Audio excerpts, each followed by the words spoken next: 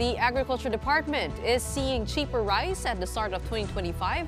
Now, depending on the variant, the staple at the moment sells for 45 to 56 pesos a kilo. The DA projects the full effect of reduced import tariffs on rice to kick in by January of next year, which could cut prices by as much as 7 pesos a kilo. Last July, tariffs were lowered to 15% from 35%. On December 9, the government also amended the Agricultural Tariffication Act that extends the Rice Competitive Enhancement Fund until 2031. This initiative aims to fund mechanization and seed production, among others, to improve rice production. Joining the big story now is Leonardo Montemayor, Chairman of the Federation of Free Farmers. Welcome to the program, sir. Thank you very much. Good evening, ladies.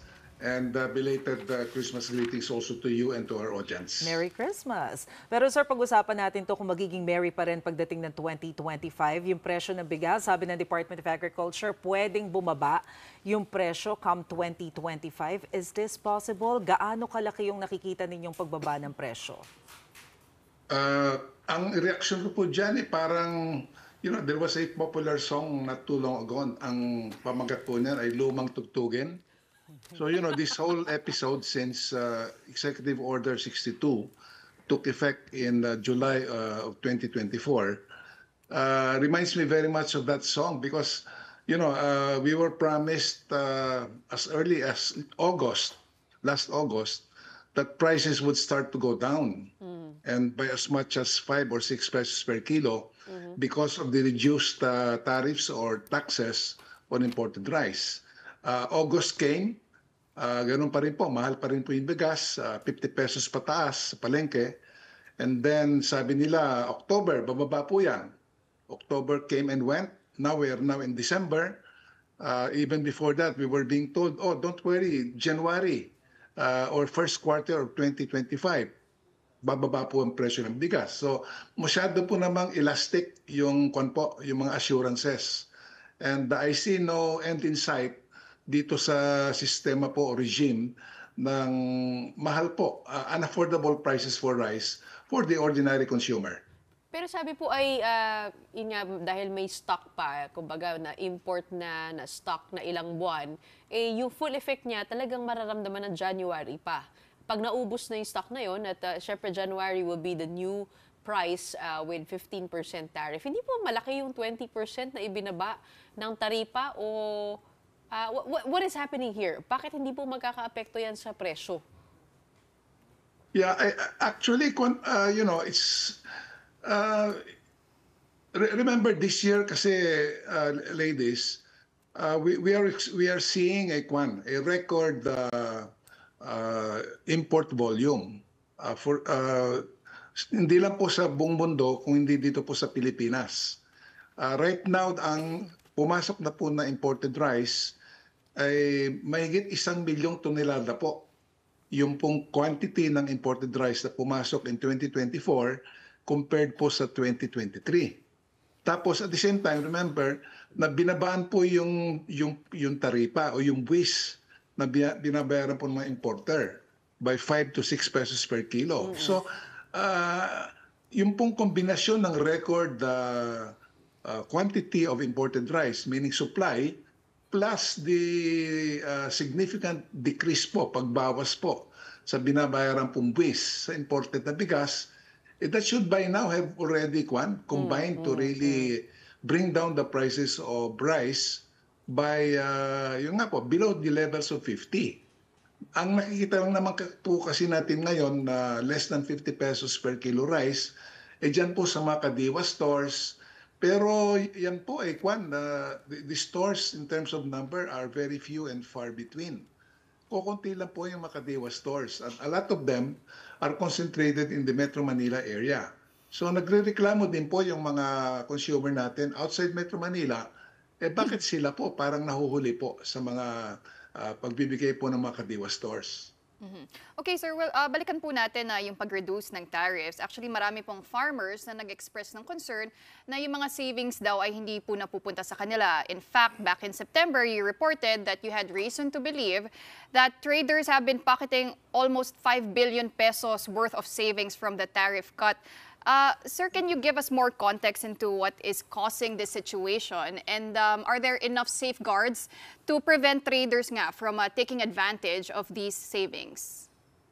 Opo, sa katunayan, napakalaki na po yung nalikom ng ating mga importers in terms of savings. Kasi remember, that 20% cut in their in their tariff payments corresponds by now to more than 13 billion pesos over the last one lang, less than 5 months.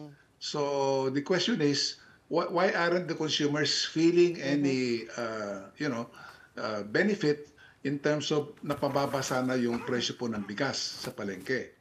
So the most na sinasabi po ng ating pamahalaan through the Philippine Statistics Authority ay nabawasan po ng 40 sentimos yung retail price ng bigas na napupunta po sa ating consumer.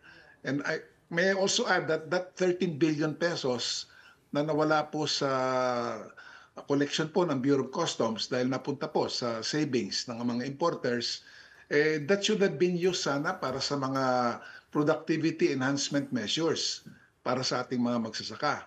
Hindi po So it's only one very, very small sector in our economy that's benefiting from these tariff reductions. And namely, ito po yung mga importers and to some extent, I suppose, mga wholesalers po natin all the way to the retail level. So ang problema po nakikita po namin dito po sa supply chain. Mula po sa importer, na sila po ay nakalikom na ng mahigit 13 bilyong piso in terms of tax payments. Tapos pagpasa po nila ng bigas sa wholesaler, tapos all the way to the retailer, ang laki po ng margin.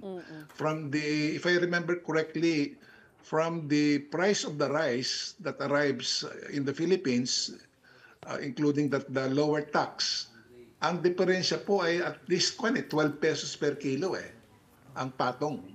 So yan po ang malaking tanong, bakit hindi po magawan ng ating pamahalaan na ayusin itong mga itong sigalot Ito na nga ito. po, sinasabi ni DA Secretary Francisco Tiu Laurel that they have plans to remove brand labels from imported rice, citing that some industry players are manipulating the system to inflate prices and exploit consumers. Sabi nila na intentionally confused daw yung mga Filipino consumers with branded imports to justify the high prices of rice. Do you think that will help? Tatanggalin yung mga brands dun sa mga imported?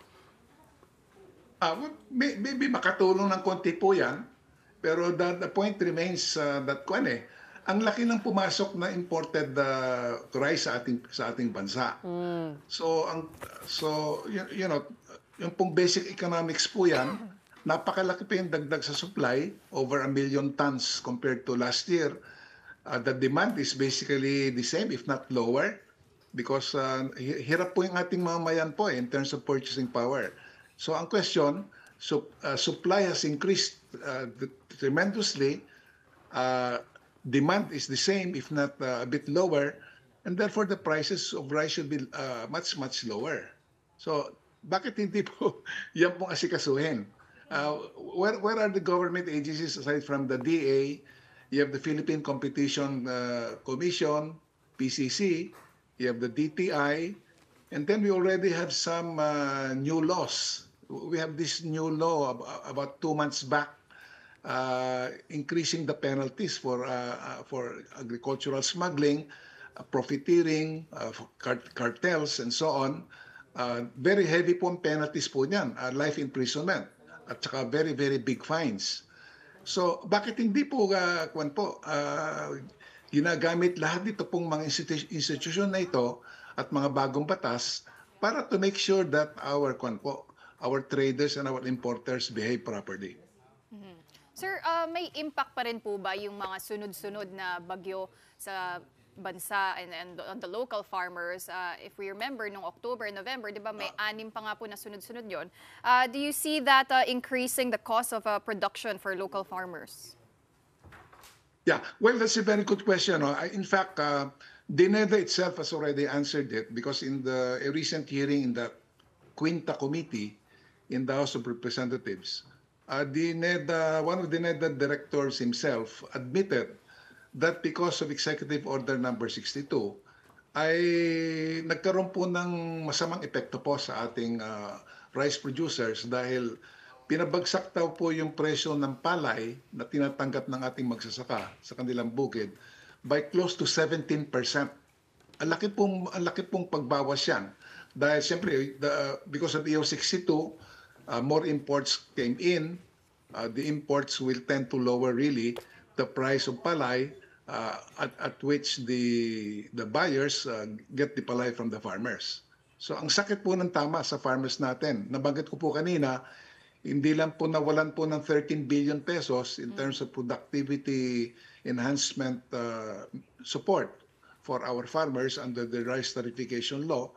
But EO 62 also contributed hugely to the tremendous reduction in the price of palay by about 17%. So ang laki po ng disincentive, nakakadismaya po sa ating mga magsasaka na sa harapan po ng mas lumaki po na production cost nila, lalo na po sa fertilizer and of course labor costs, ay sabay-sabay po naman pong hindi nabibigyan po ng remedyo, gawa po nitong Executive Order number 62. Sir, are you saying that we don't still have in place an effective mechanism to determine how much imports we should make if you're saying that we have too much imported rice? Yeah. Well, we have a new law now which amended the rice tarification law. I think it gives the President and also the Department of Agriculture much greater powers, shall I say, or leverage to try to address this imbalance between supply, demand, and the prices. So dito po sa bagong batas, pag nakikita po ng ating Pangulo na sobra-sobra po yung pumapasok na bigas from abroad, na masyado po namang natatamaan ating mga magsasaka, he can now impose for a limited period an outright ban on additional imports. Or he can apply, increased tariff rates in order to discourage, if not suspend, additional imports for a certain period.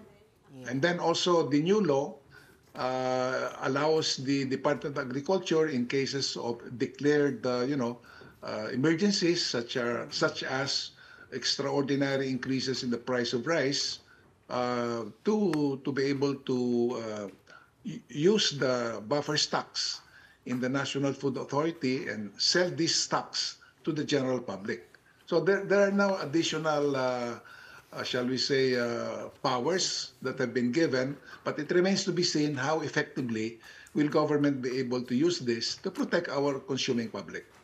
Well, short, malayo pa tayo sa 20 pesos kada kilo. Napakalayo pa, 38 pa lang yung target ng DA next year. But we still hope and pray that we'll have more affordable rice come 2025.